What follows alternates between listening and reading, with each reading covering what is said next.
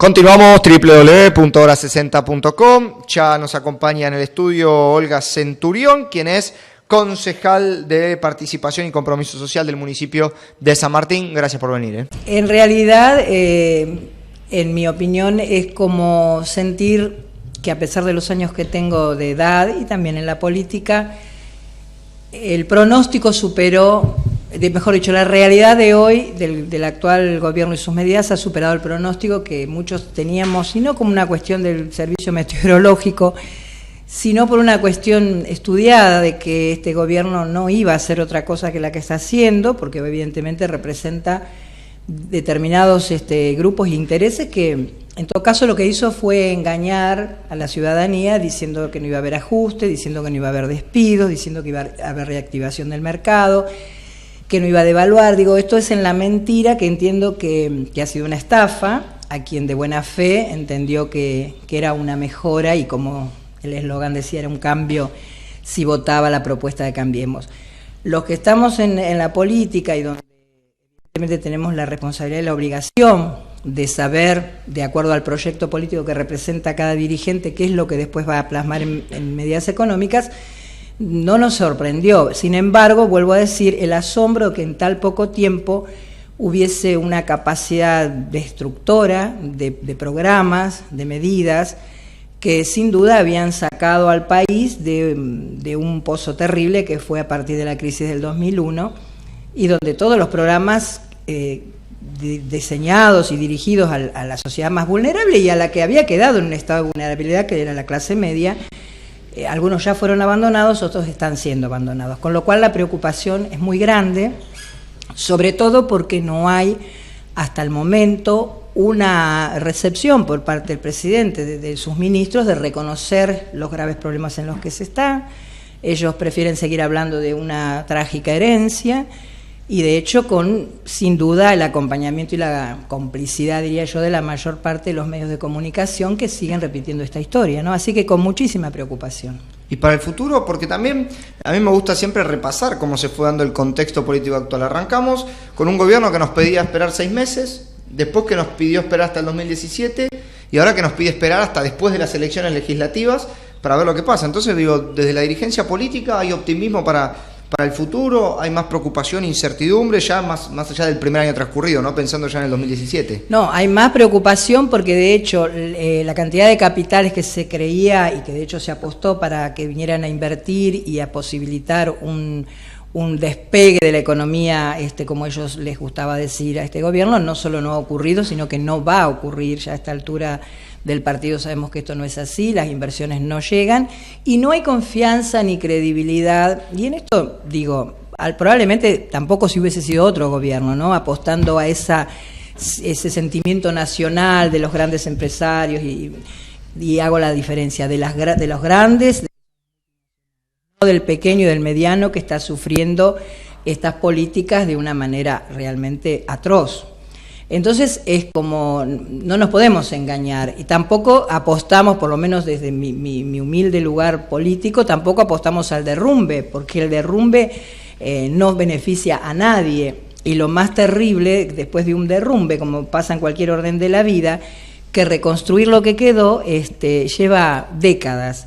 Entonces lo que apostamos, creemos que puede haber un momento de las fuerzas políticas que verdaderamente tienen que ejercer el rol de oposición, que vemos que no está siendo así en la mayor parte de los casos, buscar la manera de insertar una propuesta superadora donde se escuche todas las voces y se vea de qué manera hay medidas que se van a tener que tomar para salvar esto. Yo sinceramente no veo que haya ni voluntad ni deseo de parte del gobierno de escuchar y de hacerlo. Ellos consideran que les está yendo bien, y la verdad que les está yendo bien a un sector determinado de la sociedad, que es el que, en mi opinión, ellos representan. Bueno, la discusión me parece que se empieza a trasladar un poco, y ya muchos dicen que están cumpliendo los objetivos que venían a lograr, ¿no? Digo, es terrible, pero es así, y como cualquier cosa terrible a uno le cuesta aceptar, y a veces piensa, yo desde mi lugar siempre quiero ser objetiva, no quiero ser tremendista, tampoco decir eslogan y repetir aquello que me molesta y critico de lo demás, tampoco lo quiero hacer, pero lo cierto es que gente que en serio entiende de temas económicos y que en serio no tienen puesto la camiseta para decir este sí, este no, están viendo con gran preocupación la marcha de la economía de nuestro país. Y los vecinos, digo, la gente con la que uno puede conversar, ¿empieza a encontrarse con arrepentidos? Digo, yo siempre lo consulto porque obviamente ustedes tienen más roce con el ciudadano que lo que puede tener uno de este lugar. Gente que lo votó que dice, y la verdad que me equivoqué. En realidad, en muy menor grado, desde mi experiencia. Yo vivo en un barrio muy humilde del conurbano bonaerense, casi pegado en José León Suárez, casi pegado al Camino del Buen Aire. Un barrio de los que más ha sufrido la crisis terrible de nuestro país y donde lamentablemente ya empiezan a haber señales, ¿no?, de esa época terrible en la manifestación de mis vecinos, en lo que compran en el almacén del barrio, es decir, todas estas cosas que van a empezar el que te golpea la puerta para decir, bueno, yo soy docente, con lo cual muchos en el barrio me identifican todavía como la señorita Olga. Ese privilegio de las maestras que no envejecemos nunca. La señorita Olga. Entonces viene una mamá y señorita, mi hijo está sin trabajo, señorita, mi hijo lo despidieron. Y esto de volver a escucharlo, sin duda retrotrae a esto. Pero sinceramente, arrepentidos no. Yo lo que veo hay, pero en menor grado a lo que uno supondría que podría ser. Sí hay mucho silencio, ¿no? Mucho silencio. De pronto un comentario que uno hace, bueno, quejándose de lo caro que está, del problema terrible del tarifazo, y tímidamente algunos opinan y otros en silencio. Y pienso que es una conducta humana comprensible. Me parece que en cualquier orden de la vida alguien que ha sido engañado o estafado lleva un tiempo poder aceptar, ¿no? Yo creo que todavía se está en esa etapa. A ver, hablamos un poco del esquema a nivel nacional.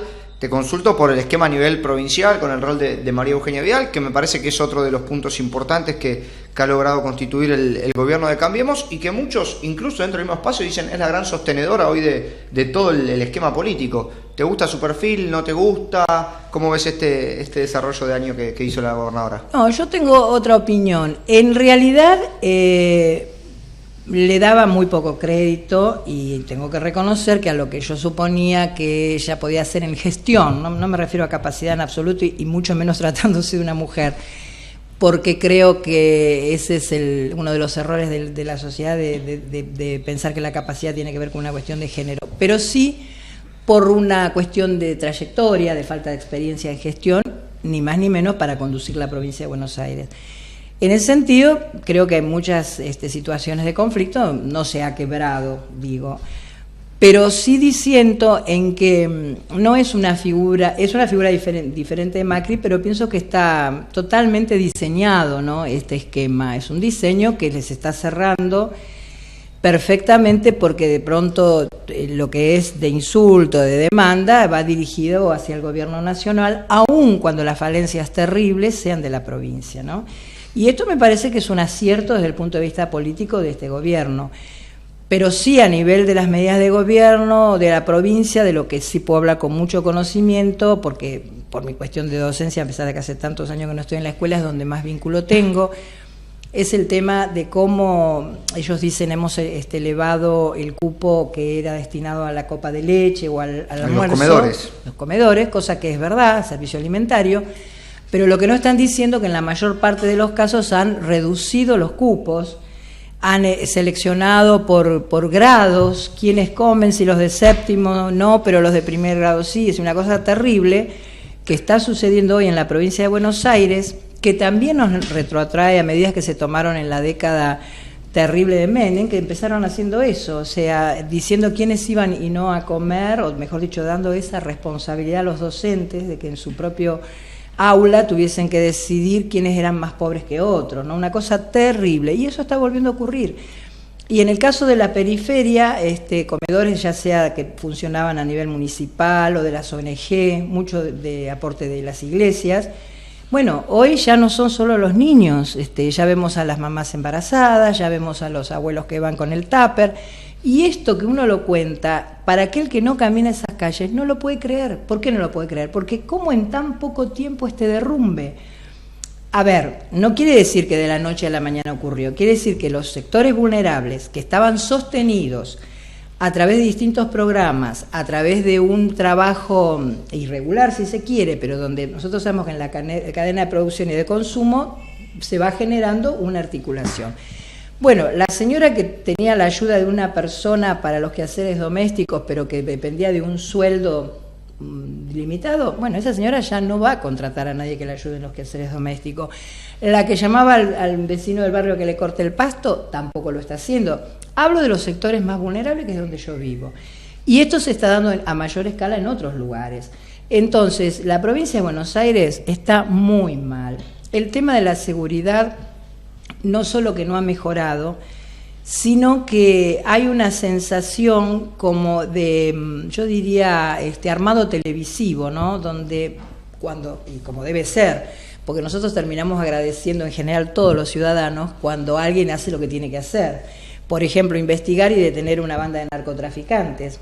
¿Y por qué lo hacemos? Porque como esto pasa a ser algo raro, decimos, ¡ay, suerte, gracias, qué bien que lo hacen! Bueno, pero aún así vemos que esto tiene un efecto mediático impresionante, pero ese mismo día, que está perfecto que eso se descubra, están ocurriendo hechos de corrupción que no se saben, salvo cuando es muy grave. Por ejemplo, hoy, yo vivo en José León Suárez, te decía, en la comisaría cuarta de José León Suárez, ha tenido que ser, fue allanada, se ha separado a la cúpula de la comisaría porque se ha descubierto, nada novedoso, ¿no? Terrible, que los policías estaban en connivencia con un mecánico que sacaba los repuestos de los autos que están ¿cómo se llama?, secuestrados, y los vendían. Y esto no es una responsabilidad de este gobierno, ¿no? Nosotros sabemos que esto tiene que ver con una corrupción ya enquistada. Sí, está institucionalizada. Totalmente. Pero bien, la situación es grave. Es grave cuando se tuvo, y no sé si no lo van a querer hacer el año que viene, con la decisión de sacar un programa como el programa Fines, que permitió y permite a una gran barriada, y no solo de chicos de los hogares de la zona del conurbano, sino mucha gente de capital, de que no han podido terminar sus estudios, poder hacerlo e insertarse en la universidad. Y bueno, ese programa ha estado en vilo, y si no se suspendió fue por la reacción de la gente, ¿no? Sí, a ver, yo creo que la gran excusa en materia de educación es completar los días de clase. Me parece que el único objetivo que se tiene el gobierno provincial es decir, bueno, las clases arrancan el 6 de marzo, que ya se anunció el año que viene, vamos a completar 190 días, después hay cuestiones que me parece que tienen que ver. Porque se tiene una concepción conductista de la enseñanza. Fíjate que eso tiene que ver también con las pruebas de evaluación que implementó el gobierno.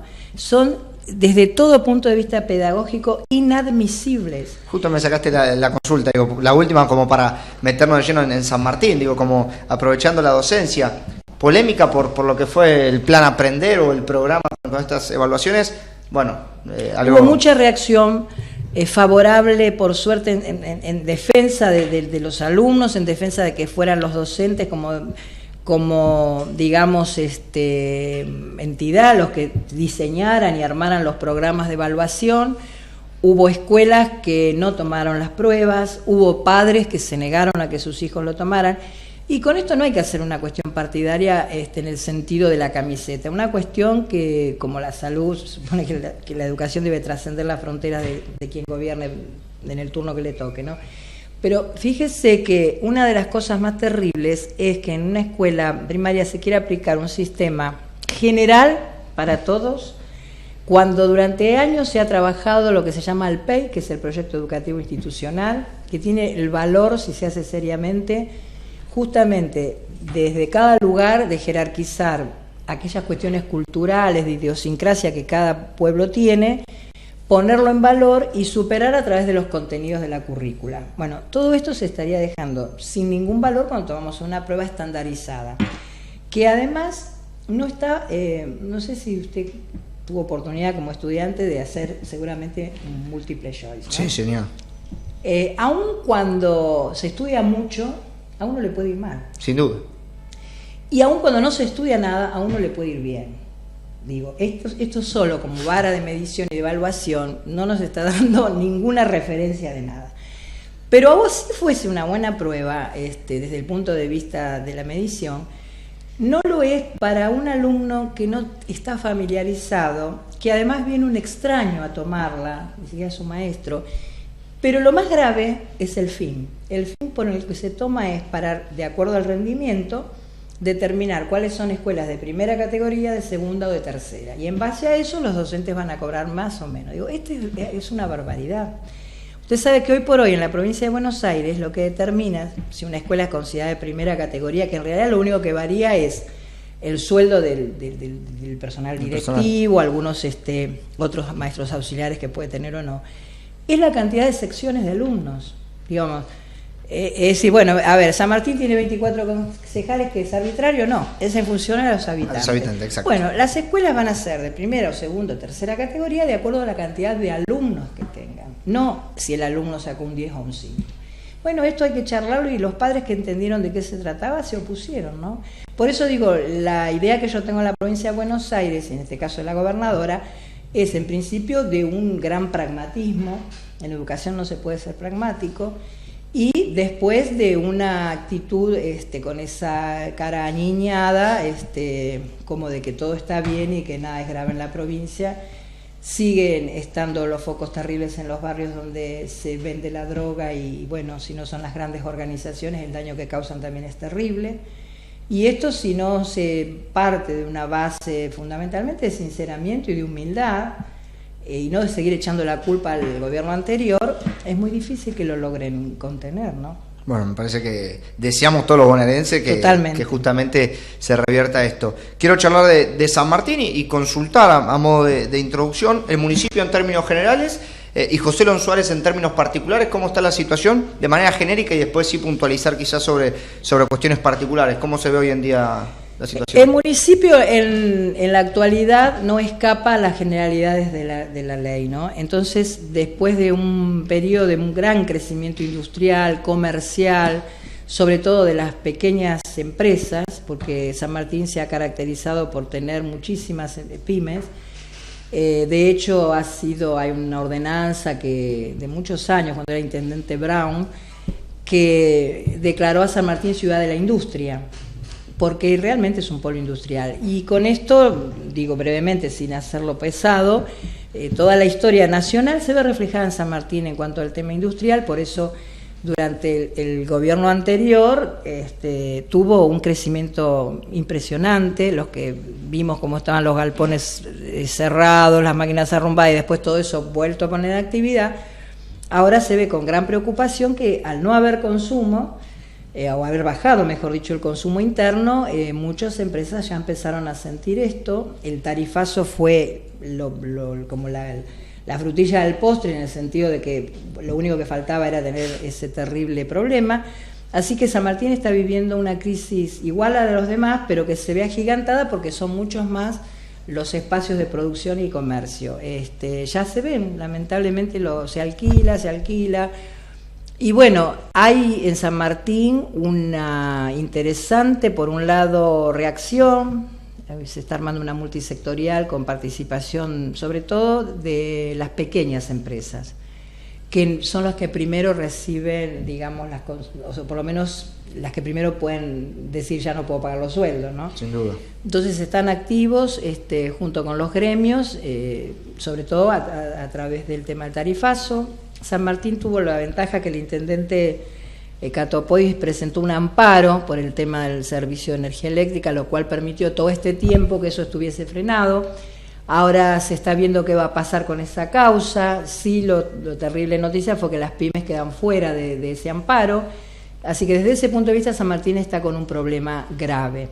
Desde el punto de vista de servicios y en lo que hace a José León Suárez, por ejemplo, desde donde yo vivo, tengo que reconocer, no siendo oficialista, pero bueno, de eso se trata cuando uno quiere ser respetado en la política, respetar los aciertos y resaltar los desaciertos, que ha habido un avance interesante en los barrios periféricos, por ejemplo, en lo que son la creación de centros integrales, donde además de recreación y educación, los chicos tienen asistencia médica. Los programas que tenían que ver con beneficios a las familias no solo no se han abandonado, sino donde la nación retació el importe lo están cubriendo. Digo, en ese sentido se está haciendo el esfuerzo y me parece bueno decirlo, ¿no? Y fundamentalmente hay un área que está trabajando muy bien a raíz de, lamentablemente, a raíz de dar respuesta a todos los casos de femicidios que han ocurrido en San Martín también. Entonces, digo, hay una preocupación real y puesta de manifiesto en los programas por estos temas sociales. Esto también me parece bueno que se diga. Y luego hay todavía, y me parece que va a llevar un tiempo, una gran deuda con el tema de la seguridad, ¿no? El tema de la seguridad, a pesar de que hay un sistema municipal de prevención y control, lo que hace directamente a la acción directa cuando hay un delito, la verdad que no está solucionado, ni yo creo que ni siquiera moligerado, a pesar de las cámaras de seguridad, del monitoreo. Y otro tema que sí me parece que debe tener que encauzar el intendente Catopodis es el tema de la salud. Nosotros tenemos un hospital que es centenario, Diego Torso, que ha podido estar en una etapa de reconstrucción interesante, que ya había comenzado el gobierno municipal anterior y se está canalizando, pero lo que sí notamos a través de la queja de los vecinos y del llamado directo a los concejales es que hay ausencia o por lo menos falencias importantes en las guardias. Es decir, llegar a una guardia y no haber un médico clínico, bueno, esto es algo muy grave. Yo creo que esto, digamos, no es solamente la chapa y pintura de un hospital, que es importante, sino el profesional que esté en el momento que tiene que estar, ¿no? ¿Puede que haya alguna distracción desde la consideración política del intendente? Porque también creo que el contexto general de la política hoy, y aquí quizá un paréntesis para volver a lo nacional, lo ubica como quizá una posibilidad de reconstrucción de una oposición más seria a futuro, y quizá se encuentra en una situación en la cual dice, bueno, me toca más ser un actor político para unir al peronismo desde los intendentes del Grupo Esmeralda, y quizá eso descuida la gestión. No sé, pregunto si se logra ver eso o a qué se atiende que quizá nos encontremos, porque también hay que decir algo, fue reelecto el intendente, no es un intendente que tuvo la herencia quizá de otro mandato, ¿no? No, eso en primer lugar habría que preguntárselo al intendente, pero tampoco voy a ser un intérprete de sus acciones. Yo creo que no está desatendiendo el municipio. Sinceramente creo que no lo está desatendiendo, fundamentalmente por lo que dice usted. Al ser reelecto hay un equipo, hay un gabinete que viene trabajando desde una gestión anterior y de hecho debería estar cubierto todos los flancos, ¿no? Obviamente se lo ve en televisión, se lo ve en todos lados, con ese protagonismo que usted señala y que sin duda tiene que ver con un marco político que trasciende San Martín. Pero me parece que no tiene necesariamente que ver con eso. Pienso que muchas veces esta cuestión de la gestión hace que si alguien está en un lugar, yo digo yo que hemos pertenecido a un gobierno que ha sido reelecto y ha tenido varios años de gestión, y pasa necesariamente eso, ¿no? La burocratización del funcionario que está al frente de un área, como que de pronto no es la misma llamada o el pasar por el hospital a ver qué pasa, ¿no? Y me parece que en este sentido tiene mucho que ver, no solo el rol de quienes, en mi caso formamos un bloque unipersonal donde apoyamos, por ejemplo, ahora en unos días se va a votar el presupuesto. Yo voy a votar positivamente el presupuesto, porque es la herramienta que tiene el intendente, y más aún en este caso, ¿no?, que señalábamos esta cuestión de las políticas nacionales, a quién premian, a quién castigan con los fondos. Pero creo que tiene que haber un compromiso de los que forman parte del oficialismo, que son mayoría, de decirle, mira, esto no está funcionando bien, porque de mi lugar lo digo, pero puede ser tomado como una cosa partidaria, de bronca, que no lo es.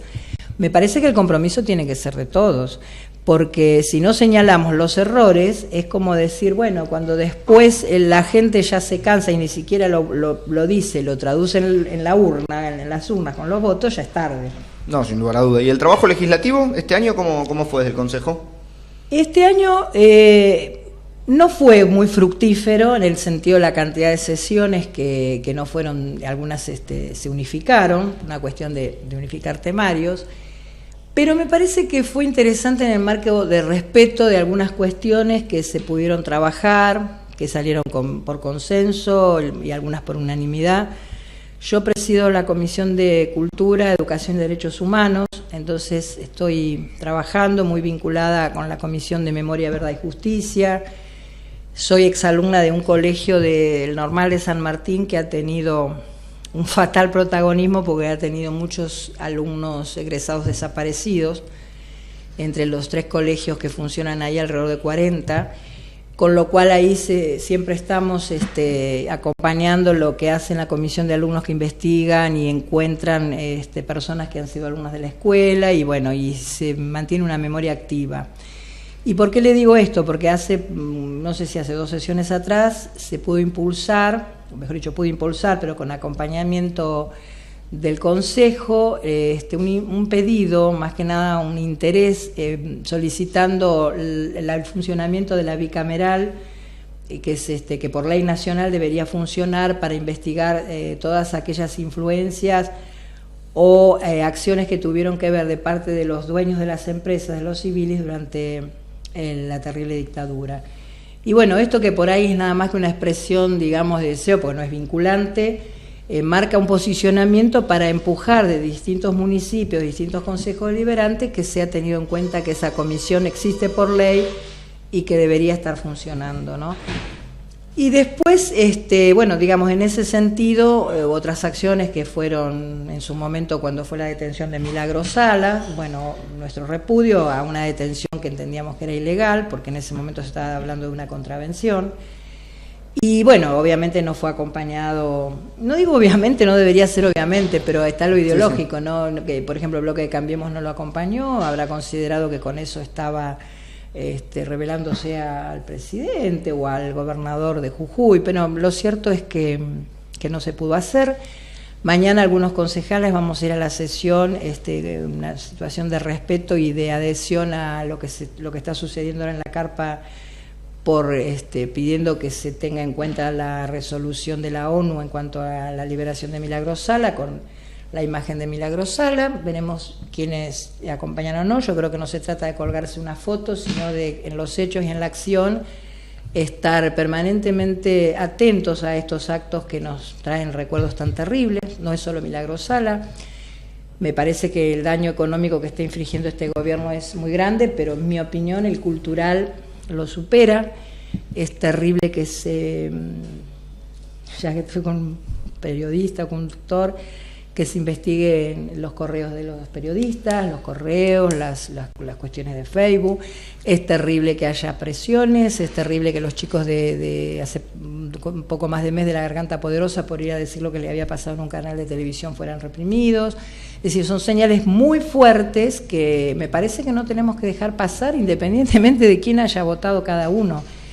Y esto es lo que a mí me preocupa, lo entiendo, lo analizo, no soy de las personas que dicen que votaron, todo lo contrario. Creo que primero no hay nada mejor que poder elegir lo que uno considera que es mejor en el cuarto oscuro, y luego buscar los atenuantes que corresponden. Yo creo que a ninguna persona que le hubieran dicho que a su hijo lo iban a parar porque es morochito y tiene el pelo largo para pedirle documento 3 veces en una semana, como me consta que ha ocurrido, hubiese votado esto si hubiese sabido que eso iba a ocurrir.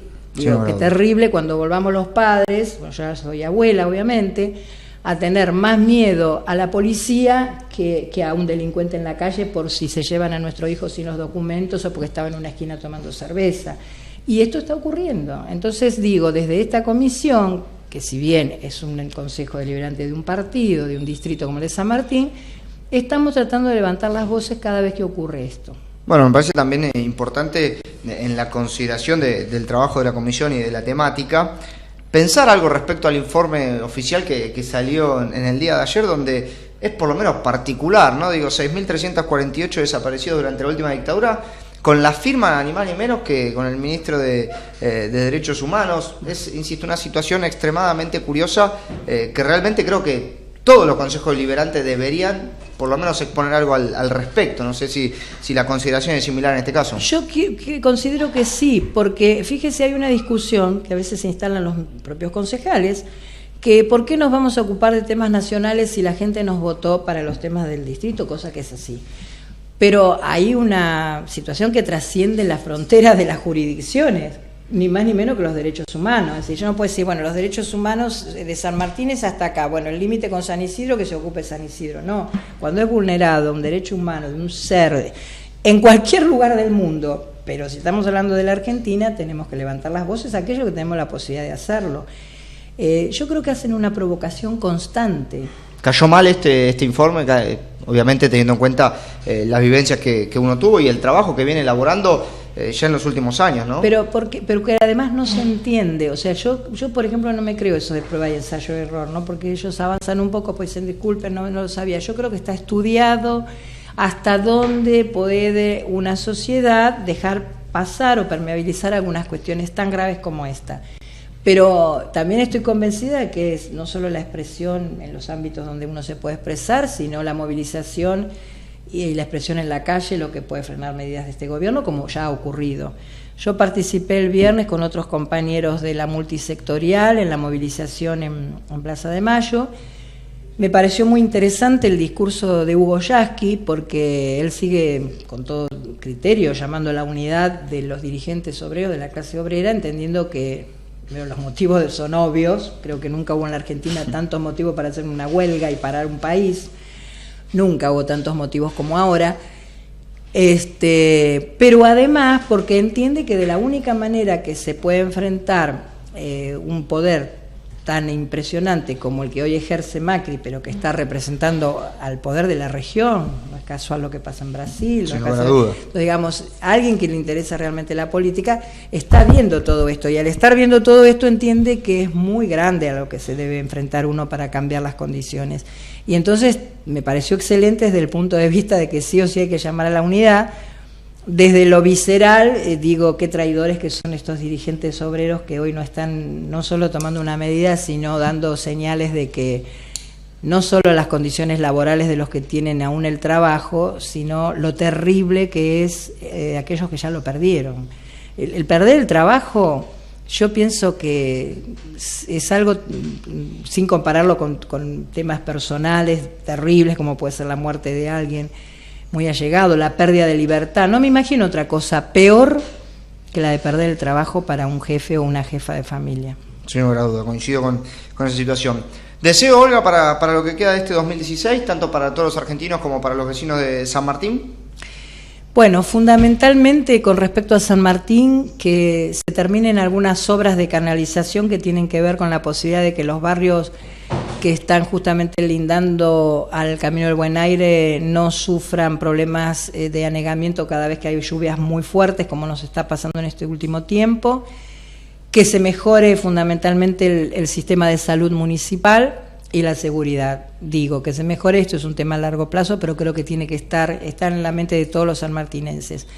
Y a nivel nacional, yo no le pido nada a este gobierno. Yo no me sorprende, las medidas que están tomando son coherentes con lo que ellos se proponían. A nivel nacional, mi deseo es que la ciudadanía pueda volver a sentirse ciudadano, a empoderarse, no sentir temores ni presiones y libremente piense qué es lo que necesita para luchar, qué más te hace falta para salir a luchar por el futuro. Yo, en mi caso, de mis nietos, porque ya mis hijos rondean todos los 40. Y en los papás jóvenes y en los jóvenes, en sus hijos. Creo que este es el deseo más grande que yo tengo. Que podamos todos darnos cuenta que no estamos en contra de ni a favor de, más allá de nuestras convicciones. Estamos pensando en un futuro que se nos está complicando. Deseo de nuestra parte de una buena conclusión de año, ya sea de lo legislativo también como de lo personal, y obviamente el agradecimiento por haber venido a conversar aquí con nosotros. Yo me sentí muy cómoda y el deseo universal, que es el de la paz en el mundo, con solo pensar que quizás la mitad del planeta hoy está en guerra, me parece que por más terrible que sea nuestra coyuntura económica y cultural en nuestro país, no hay nada más atroz que pensar que en este momento se está matando gente y los niños sobre todo. Entonces, la paz en el mundo. Gracias. A ustedes.